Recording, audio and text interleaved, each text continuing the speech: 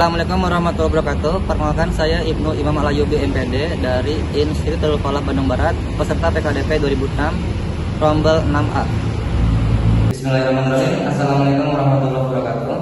Waalaikumsalam warahmatullahi wabarakatuh. Sebelum kita mulai, kita berdoa dulu. Berdoa dipersilakan.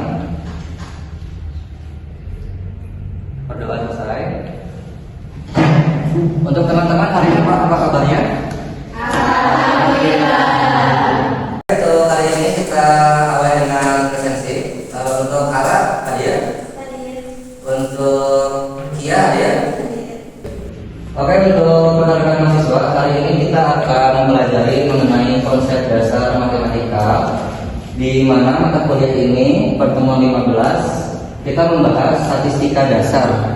Kita mulai dengan CPNK dan sub CPNK hari ini, di mana CPNK kita adalah mampu mengumpulkan, mengolah, menyajikan, dan menginterpretasikan data yang sederhana dalam bentuk tabel dan diagram untuk mendukung pengambilan keputusan secara logis dan sistematis.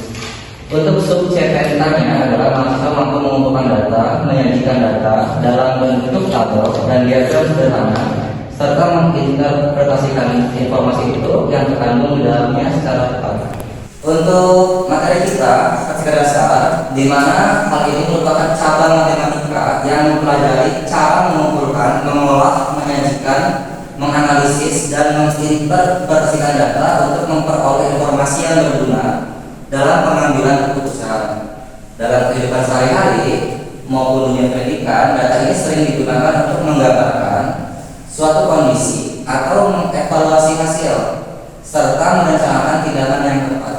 Untuk uraian materi kita, yang pertama ada mean. Mean itu adalah rata-rata, sedangkan median itu nilai tengah, dan modus. Modus itu berarti adalah nilai yang sering muncul. Mean ini bisa dikategorikan sebagai jumlah seluruh data dibagi banyaknya data, sedangkan median yaitu nilai yang terletak tepat di tengah setelah data diurutkan. Jadi khususnya untuk median ini, datanya itu harus diurutkan lebih dulu. Kalau datanya masih tidak berurutan atau acak-acakan, kita harus mengurutkan dari yang terkecil sampai yang terbesar. Dan modus yaitu nilai yang paling sering muncul dalam suatu kumpulan data tersebut. Oke, sebelum kita lanjut, apakah ada pertanyaan? Izin bertanya Pak, untuk yang mean itu rumusnya bagaimana Pak? Baik, untuk rekan-rekan mahasiswa, untuk mean atau rata-rata disimbolkan dalam X bar penulisannya. Jadi X ada topiknya, dibacanya X bar, di mana rumusnya itu adalah sigma dari fxi per m. Jadi dia itu nanti kita tambah-tambahkan atau simbolnya sigma, frekuensi banyaknya xi data dibagi oleh banyaknya data. Baik rekan-rekan, kita lanjutkan.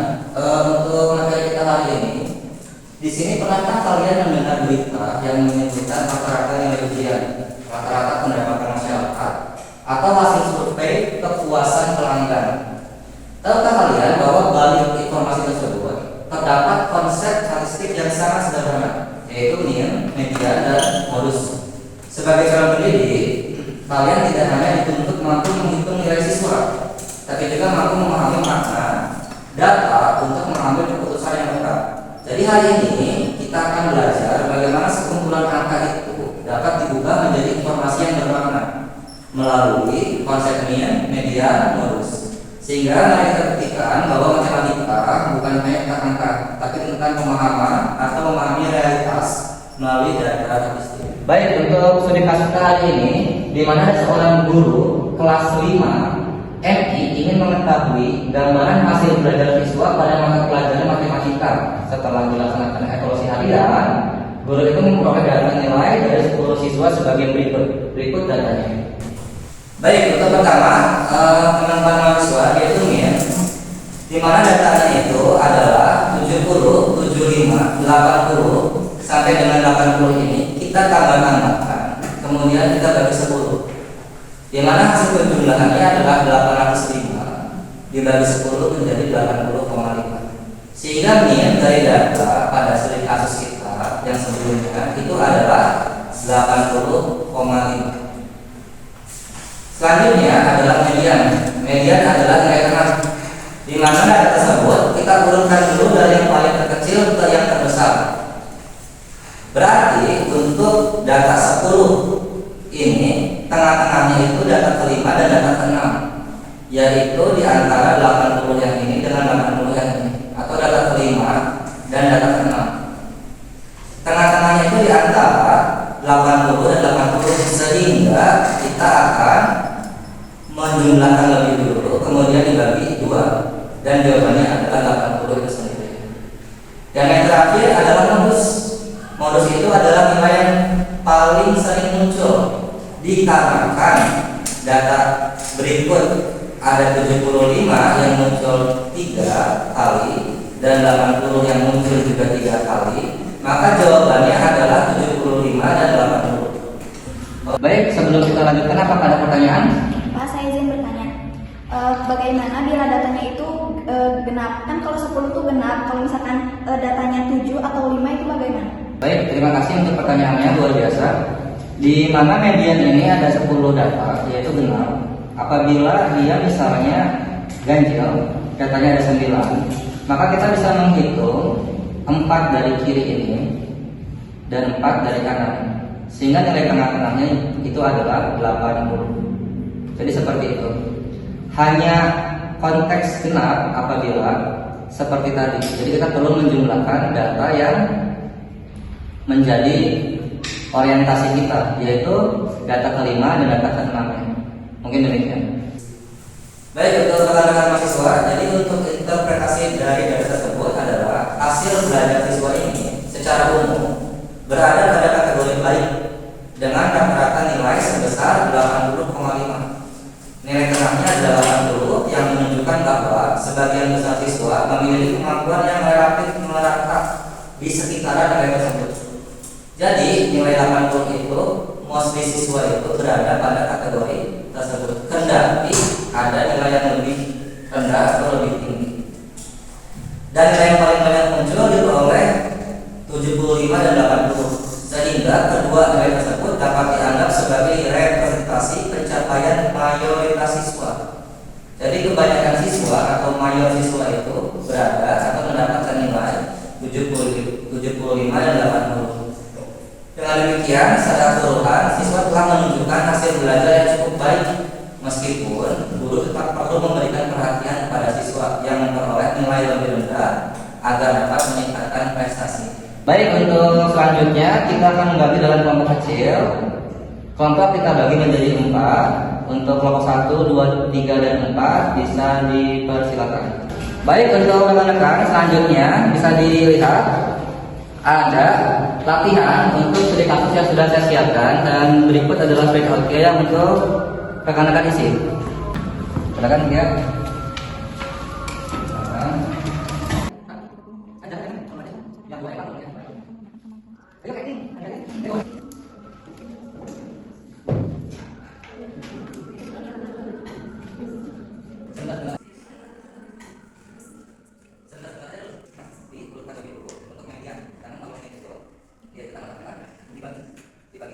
Ini nanti datanya diurutkan lebih dulu untuk median.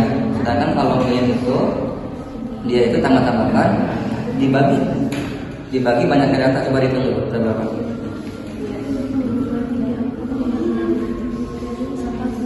Nah, berarti dia dibagi sama 10. Pak, izin bertanya, Pak.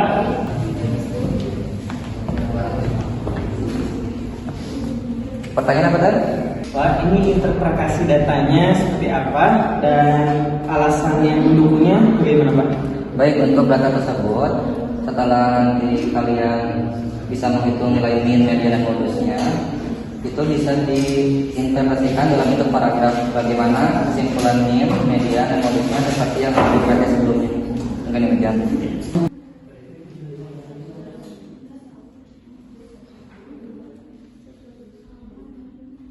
Baik, untuk rekan-rekan, setiap kelompok bisa mempresentasikan hasil min, median, dan modusnya beserta perbandingan hasil, kemudian pengaruhnya seperti apa, dan ukuran pemusataannya seperti apa. Nanti kita bisa diskusikan bersama. Kita ambil di urutan kelima dan 6, yaitu di angka 80 dan 80. Lalu mediannya di 80 ditambah 80. Maka hasil median dari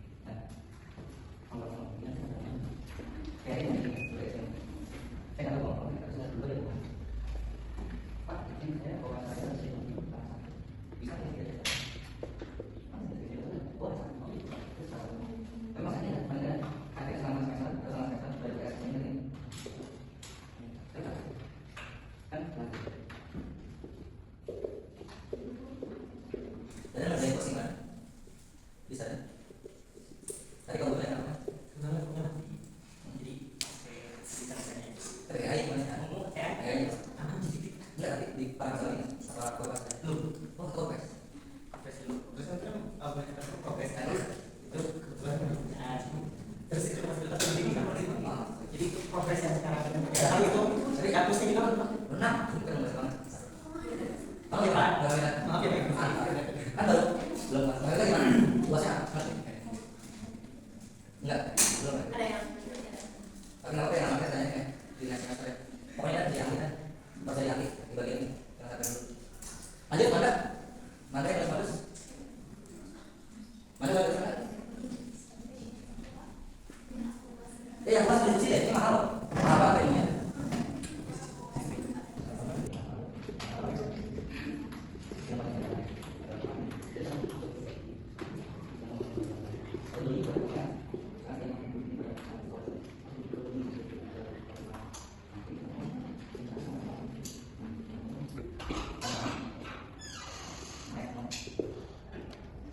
Baik, untuk teman-teman semuanya terkait perbandingan hasil, pengaruh nilai dan ukuran pemusatan data sesuai dengan nilai min, median dan modus yang sudah dijawab oleh beberapa kelompok. Ada yang mau mempresentasikan ke depan? Ya Pak.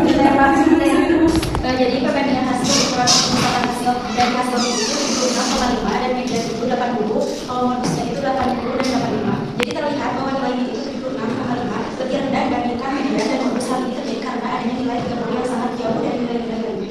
Baik teman, untuk pengaruh nilai 30 terhadap analisis, nilai 30 merupakan data ekstrim atau outlier karena nilainya jauh lebih rendah dibandingkan nilai siswa lainnya yang berada pada rentang 75 sampai 90. Kehadiran nilai 30 menyebabkan rata-rata kelas turun dari kondisi sebenarnya sehingga min menjadi kurang mewakili kemampuan mayoritas siswa.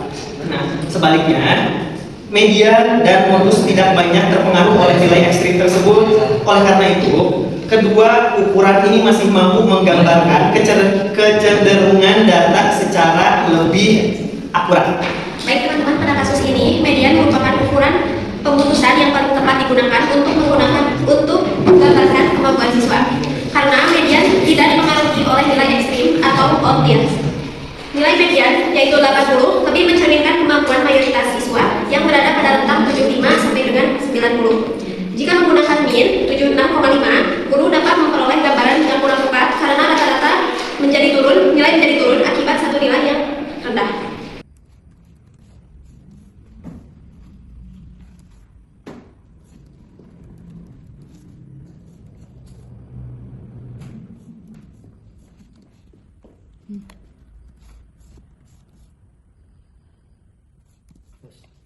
Baik, teman-teman semua, untuk nilai min, median, dan modus, berdasarkan nilai tersebut, kita bisa tahu bahwa nilai yang paling rendah adalah nilai 30. Sehingga hal ini menyebabkan titik ekstrim atau rata-rata menjadi lebih rendah.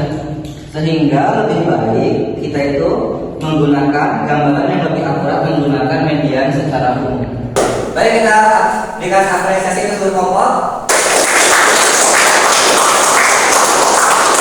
Pertemuan kita kali ini, kesimpulannya adalah matematika mengajarkan bahwa setiap angka memiliki makna. Min menunjukkan gambaran umum, median menunjukkan nilai tengah, sedangkan modus menunjukkan nilai yang paling sering muncul. Sebagai saran guru, jangan hanya melihat angka, tetapi pahami informasi ini di baliknya agar dapat mengambil keputusan yang lebih tepat untuk membantu peserta didik. Sebelum kita akhiri, kita berdoa lebih dulu. Untuk berdoa dipersilakan. Berdoa selesai.